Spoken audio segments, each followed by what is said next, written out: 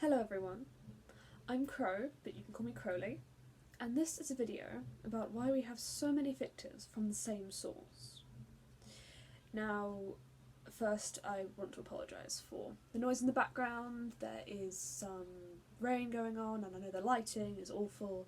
Again, it's raining, it's dark, and I wanted to film today and our motivation is sparse. So if we have it, we take the opportunity. But without further ado, let's get into the video. So, the first thing to mention is that we have autism, which is probably rather obvious from the video we made about us having autism and, well, everything.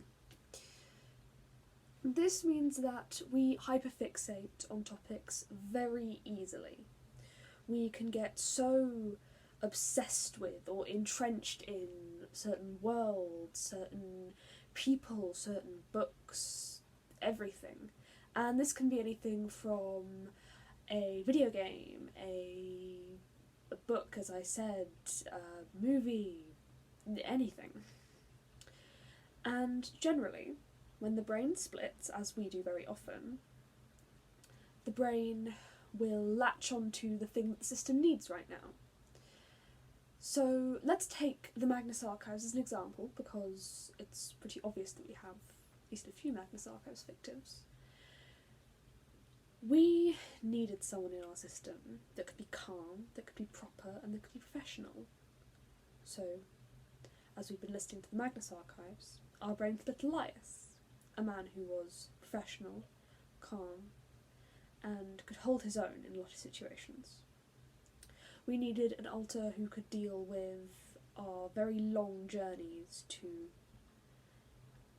a place which we don't want to name, and that could deal with the bitter cold and us having to stand there and sit there sometimes for hours, and to not let that affect how our day was going to be. So we split Peter, who was an alter who lived on a boat in frigid, cold weather.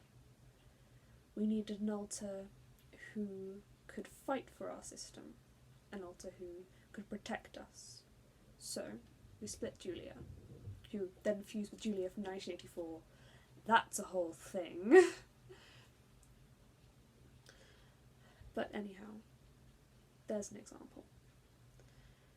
We have many fictives from many different sources, some more embarrassing than others. We have Dream SMP fictives. That's yikes.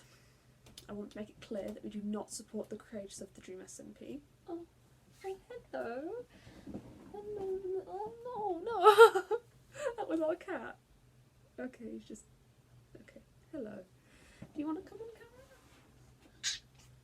camera? Oh, hello. Hello. Sorry, okay, yeah. Okay, I love you. Okay, there we go. Okay, so... we do not support the creators of the Dream SMP. Most of them are morally reprehensible people. And if we do consume any content, it's always from the independent artists that make truly... What tension? Okay. Sorry everyone, he's not usually this willing to interrupt a recording. We consume a lot of the media from the independent artists and musicians who took the Dream SMP as their inspiration. And you can probably see we have a little L'Manberg flag right here. We have very complicated feelings on the whole topic, but long story short, we were in a very, very dark place when everything from the Dream SMP started coming out and the fandom started gaining popularity. We needed something to escape to, somewhere to escape to. And we found these creators, most of whom were charismatic, most of whom were energetic. We found these artists that motivated us to improve, and we found a story. We found a story that we could mould a lot out of, and that we wrote a lot about. We improved our writing a lot through the Dream SMP. And, so unsurprisingly, we got fictives. They'll probably never show up on the channel because of a mix of shame and everything else. To be clear, they do not express any of the views that the actual content creators have expressed, and they're mostly the character versions that have been created from a lot of the fan works of the Dream SMP. But we did not choose to split them. You know, we needed parent figures because we didn't feel like we could talk to our parents about anything, and they were causing a lot of hurt. So we split Filzer and his wife. We needed someone energetic, so we split Tommy. We needed someone who could relate to the struggles that we were having and relate with feeling not human and not understanding what was happening with your sense of self. So we got Ranboo.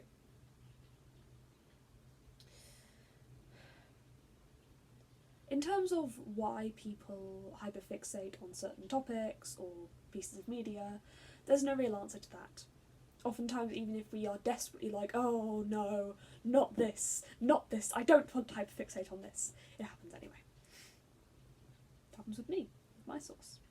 And this is where we're going to be talking a little bit about why some fictives will split in very specific ways. So, there's a subsystem that I'm part of, called the Military Devils. We used to be a military faction, we're not anymore. And a lot of us took on the appearance of Good Omens characters. Because we began watching Good Omens. Awful decision on our brains' part, really. We have me, Crowley, Aziraphale, and then BL, Gabriel, Haster, Ligger, and Warlock. Warlock is a mix of Warlock and Adam, but all of these alters hold very specific memories from their source which intertwine with brain-made exomemories. If you want a video on what exomemories are, then we're probably going to make that sometime.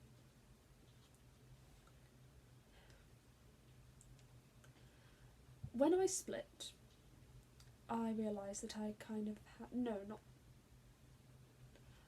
I, as an alter, personally have two forms that I take. One is the kind of conventionally accepted, normal Crowley form, you know, kind of shaggy, ginger hair, sunglasses. If you're curious, we do have a pair of sunglasses, but they're not the same, and that makes me very upset.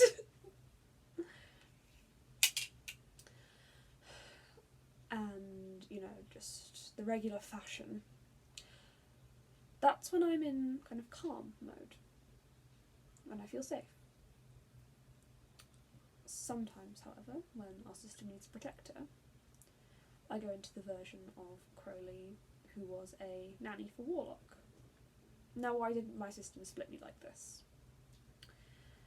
My system split me like this because we needed someone who was tongue-in-cheek and simply didn't care about anything, simply wanted to have some fun, but did care about people deep down, but didn't care about the expectations of the world.